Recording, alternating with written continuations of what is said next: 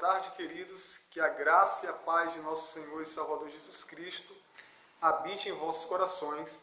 Sou Rogério Gotardo, mais uma vez trazendo uma mensagem do coração de Deus ao vosso coração.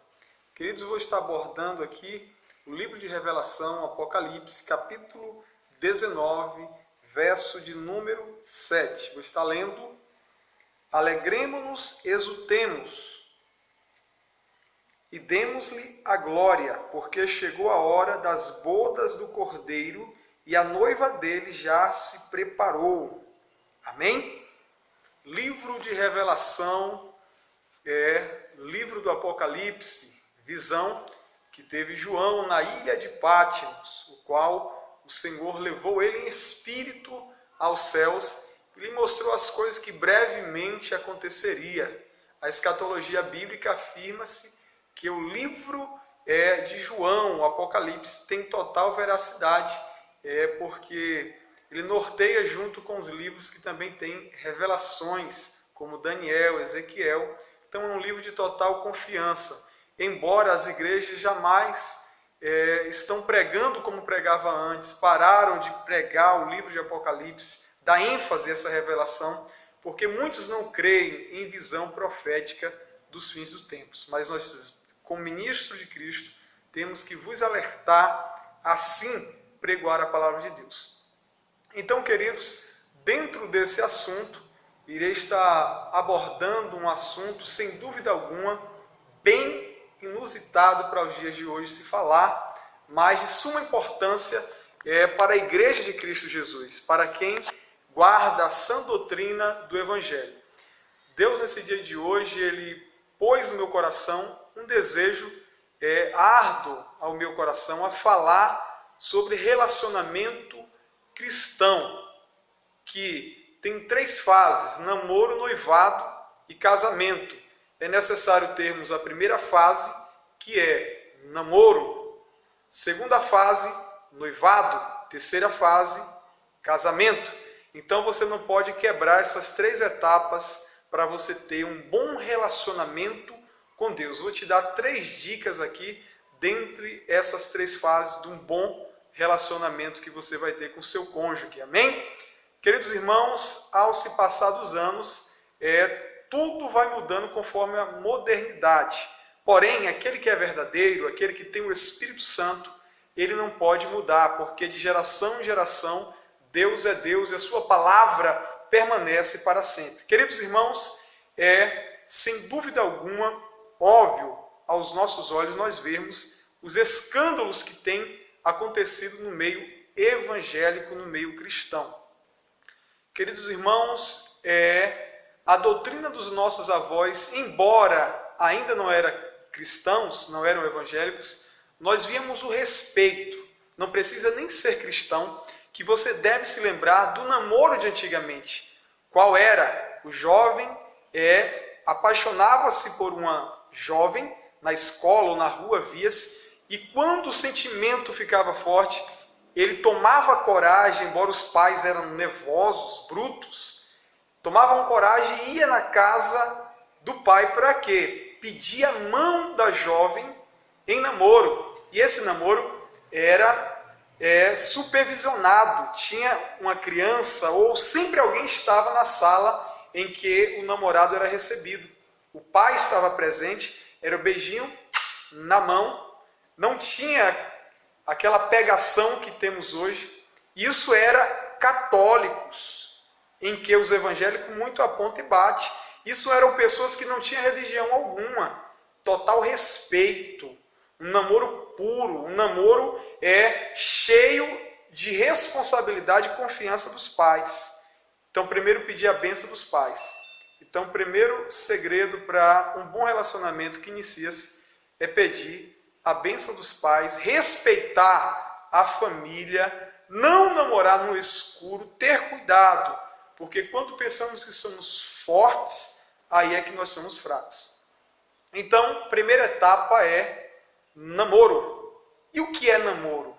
Essa palavra namoro vem da palavra enamorar, que é o termo apaixonar-se, gostar, apegar, conhecer. Não fisicamente no contato, mas sim conhecer a pessoa, os dogmas, as doutrinas, quem é essa pessoa. E muitas das pessoas, a partir de 3 meses de um relacionamento já casa-se, e aí você não conheceu nem 10% do seu cônjuge ainda, porque ele ocultou, muitas das vezes, as suas más qualidades, os seus defeitos. Você não viu como ela trata a família, se ela verdadeiramente é uma mulher casta, dotada, uma boa dona de casa, e você casou-se, mas agora busque o Senhor, que Deus vai te dar direção no seu casamento, relacionamento, para não findar-se. Então, queridos, o namoro é apenas para conhecer a família, conhecer a pessoa, e o segundo passo do namoro é orar. Para que orar? Para que haja confirmação de Deus, para que Deus venha mostrar se verdadeiramente é um relacionamento bom para você.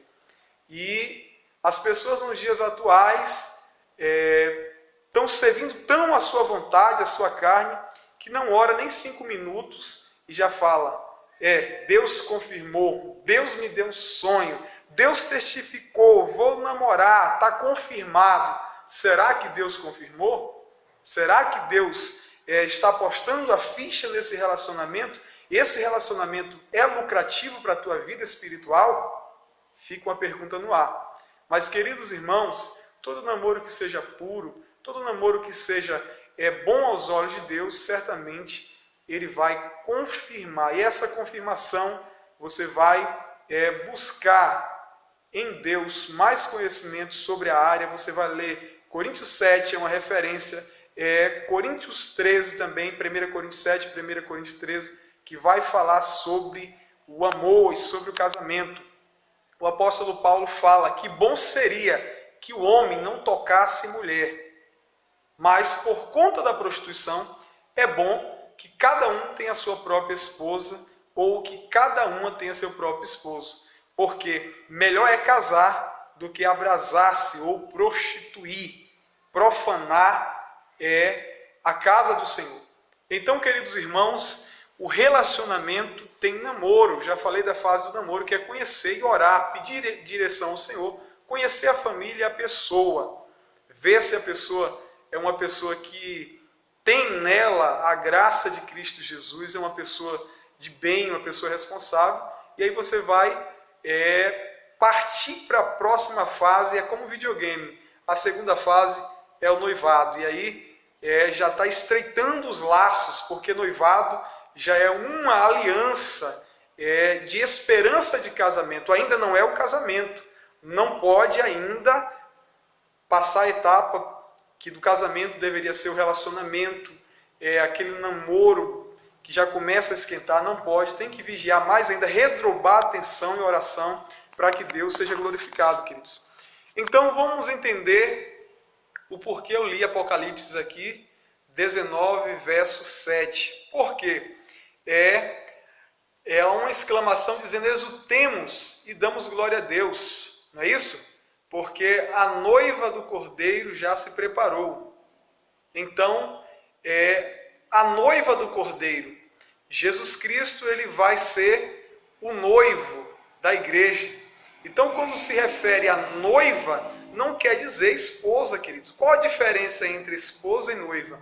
Esposa tem acesso ao esposo, assiste a sua presença. Mas noiva, queridos, não ainda tem acesso ao esposo. Na tradição dos casamentos medievais e também de Israel, o noivo ele não tinha acesso à noiva. O noivo enviava um amigo à casa da família para ver como a noiva estava, e ele ficava trabalhando à distância, fazendo os preparativos para o casamento. Então, quando se aproximava a data do casamento, a noiva ela ia ao casamento com véu, ainda escondido o seu rosto, para que o noivo não visse o seu rosto, a sua intimidade. Então, queridos, a tradição de antigamente, o noivado era distante, era de longe, e muitas pessoas já estão tão perto, tão junto, e aí Satanás vai tentar por conta da fraqueza da vossa carne.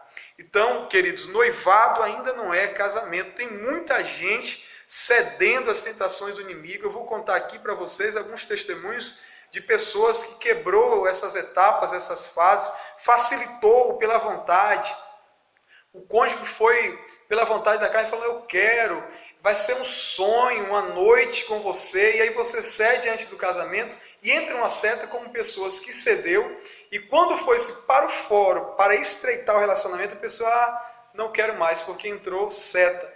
Porque o casamento, quando consuma-se, querido, aí é revelado 100% da pessoa. Então não pule as etapas, não deixe com que a graça de Cristo Jesus saia do teu coração por alguns minutos dos seus prazeres carnais. Deixe para o tempo certo Deus realizar na sua vida, porque isso é algo mais profundo, é algo mais forte. Então deve-se casar primeiro, não quebre as etapas para que você possa ter um bom relacionamento com sua esposa. Então, querido, hoje nos dias atuais tem se banalizado o noivado. As pessoas pensam que noivado já é casado, mas noivado é para ficar de longe, cuidado, orando, trabalhando em prol da estrutura do casamento, para que assim você venha casar e ter uma vida igualmente de Coríntios 13, com amor, amar sua esposa, tratar, porque Deus muitas das vezes põe pessoas nas nossas vidas, não só para nos fazer feliz, mas para nós que fazemos essas pessoas felizes também. Então tenha cuidado, não caia na fornicação, que é pecado ainda, como o apóstolo Paulo adverte a igreja de Coríntios. Em Coríntios 5, fala-se sobre a impureza da igreja, que havia tanta fornicação, que era fornicação igual a abusar da mulher do seu próprio pai, porque a noiva ainda não é esposa. Quando Jesus Cristo se refere para a igreja atual como noiva, é porque noiva ainda pode perder o status de noiva. Se você não permanecer na graça, você não mais vai ser noiva, vai ser ex-noiva. Então o casamento vai se consumar nas bodas do Cordeiro. A palavra que eu abordei o assunto fala-se das bodas do Cordeiro. O que é as bodas do Cordeiro? É o casamento nupcial que está preparado desde a fundação dos tempos e será na glória, no reino de Deus. Então até lá, nós que somos noiva do Cordeiro, vamos guardar nossa pureza, nossa integridade, nossa virgindade para com o Senhor, não se misturar com esse mundo, porque ainda somos noiva, nós podemos perder o status de noiva e não ter esse relacionamento com Deus na glória. Então abra os teus olhos. Tem muita gente aí pensando que está predestinado para a salvação. Cuidado, que noivado se termina mais fácil do que casamento. Namoro termina mais fácil do que casamento. Eu volto para o mundo espiritual te dizendo que tem pessoas que ainda é namorada de Cristo, está namorando, conhecendo a Cristo e já está pensando que está salva, está garantida, predestinada, que o seu destino já é salvação. Cuidado, porque Jesus Cristo está observando a sua vida ainda. Assim como o noivo observa a noiva, a namorada, para ver se tem os requisitos para o casamento, Jesus está observando a